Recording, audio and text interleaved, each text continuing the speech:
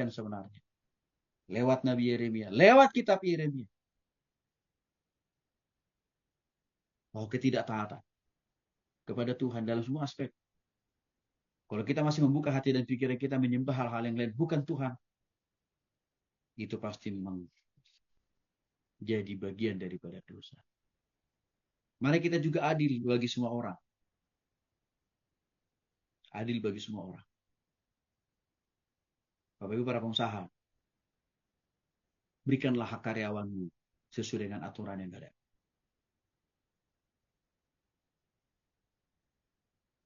Jangan ditahan-tahan, jangan disimpan, jangan juga diburu-burui. Berikan. Kenapa orang-orang di Sodom dan Gomora harus dimusnahkan, harus diratakan? Karena mereka mengecilkan akibat dampak dari dosa. Maka harus luluh lantah kota itu bersama dengan orang-orangnya. Kecuali Lot dan anak-anaknya.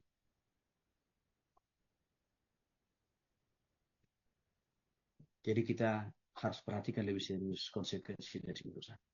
Yang kedua, bertobat itu harus tuntas, harus total, alias sejati. Jangan hanya sekedar bertobat formalitas. Kita orang Kristen seringkali bertobat formalitas. Apa itu maksudnya? Hanya bertobat dalam ucapan. Bapak Ibu. Bertobat dalam ucapan. Oh, orang Kristen jagonya. Bahkan ekspresi pertobatan dalam ucapannya itu pun luar biasa. Sampai nangis-nangis. Tapi Tuhan tahu. Setelah selesai kita mengekspresikan pertobatan kita itu lewat ucapan, lewat nangis-nangis, langsung Tuhan tilik isi hati pikiran kita, tetap jorok. Lalu Tuhan lihat lagi tindakan dan perbuatan kita, omong kosong kata Tuhan.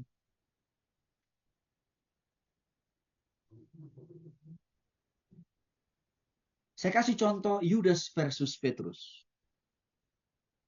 Contoh, ya, pertobatan formalitas dan pertobatan sejati. Yudas versus Petrus. Yudas itu memberikan contoh penyesalan pertobatan yang formalitas. Tidak tobat benaran.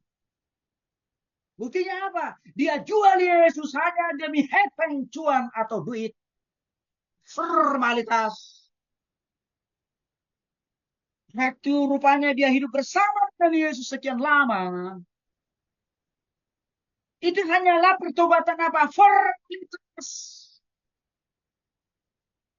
Omong kosong. Pertobatan omong kosong. Gitu.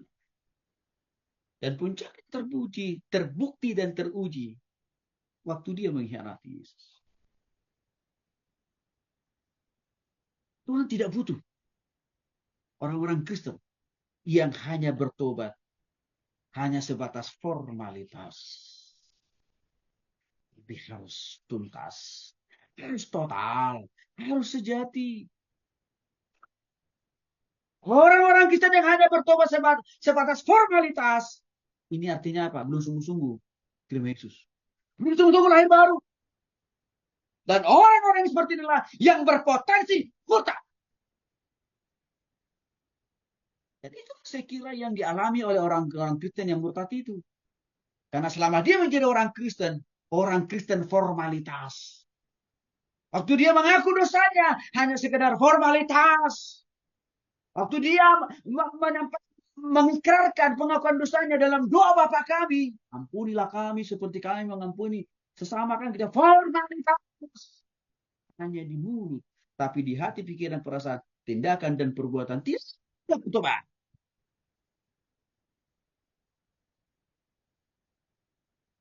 Lalu bagaimana dengan Petrus?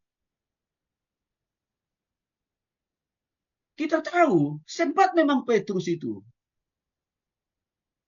terjebak di dalam pertobatan formalitas. Sempat. Terbukti waktu dia menyangkali Yesus 3 kali kan. Tapi ada yang menarik. Petrus sadar pertobatan dia pertama itu formalitas. Sekedarnya, ala kadarnya, asal-asalan. Artinya pertobatan yang bohong. Tapi dia sadar, paham, bahwa dia butuh satu pertobatan yang total, yang sejati. Maka dia membuktikan pertobatan sejati itu. Dia buktikan pertobatan yang total itu apa? Berubah totalitas hidupnya.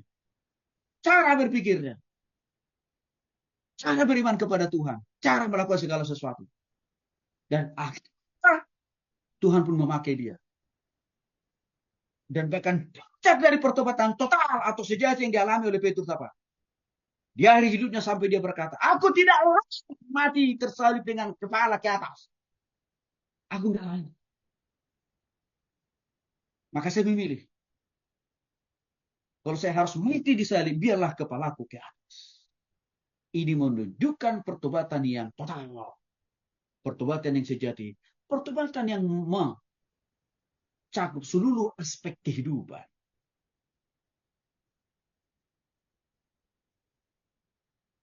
Itu makna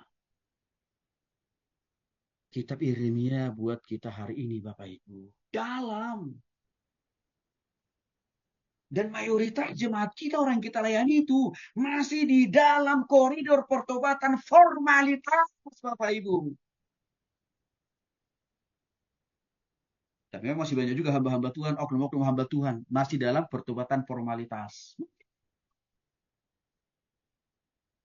Gampang bisa kita lihat, bayangin aja, udah hamba Tuhan, masih merokok pula.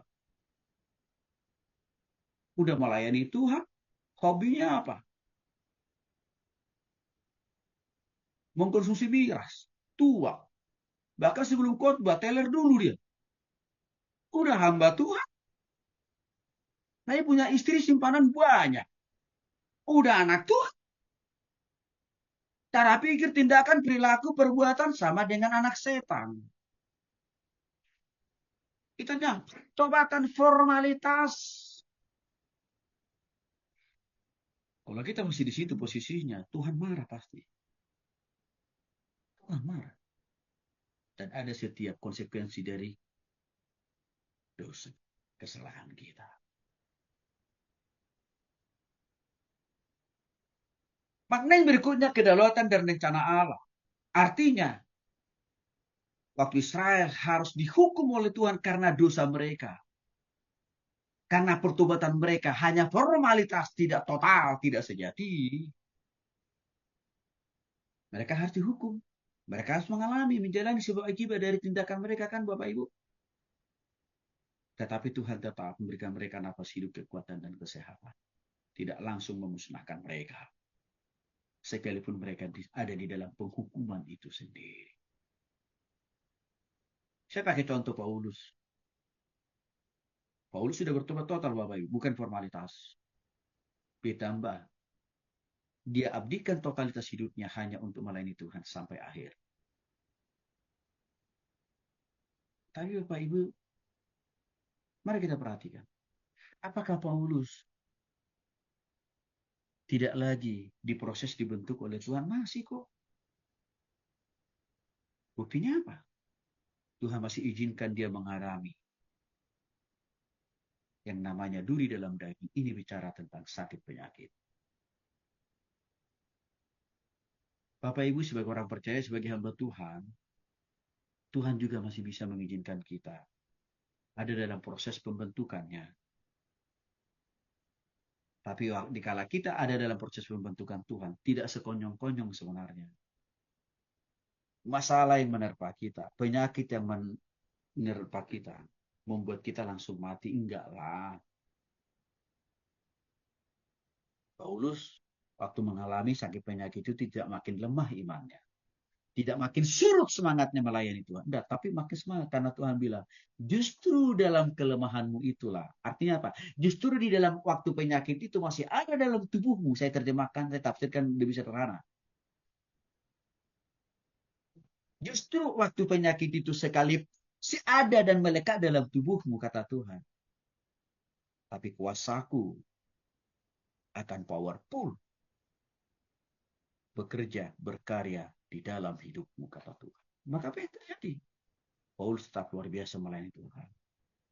Ini bicara kedaulatan dan rancangan Allah. Ada di setiap pergumulan yang kita alami hari-hari ini. Pengharapan akan perjanjian baru, kita bersyukur. Puncak pengharapan perjanjian baru yang dinubuatkan dalam kitab Yeremia terrealisasi di zaman kita. Dengan lahirnya Yesus Kristus. Itu kan harus kita syukuri.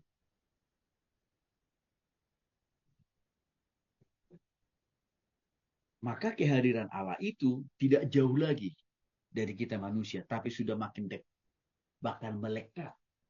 Waktu kita sungguh-sungguh bertobat, terima Yesus sebagai Tuhan dan Juru Selamat dalam hati kita. Allah itu tinggal di dalam hati kita. Tidak saja dia ada di surga sana. Sehingga bagi kita yang sudah sungguh-sungguh bertobat, terima Yesus Bapak Ibu, perlu kita dengar-dengaran sama Tuhan. Perlu kita lebih dan lebih sensitif terhadap suara Tuhan di dalam hati nurani kita. Supaya kita semakin minim di dalam melakukan. Inilah pengharapan yang luar biasa buat kita. Kita berikan keteladanan tentang ketekunan.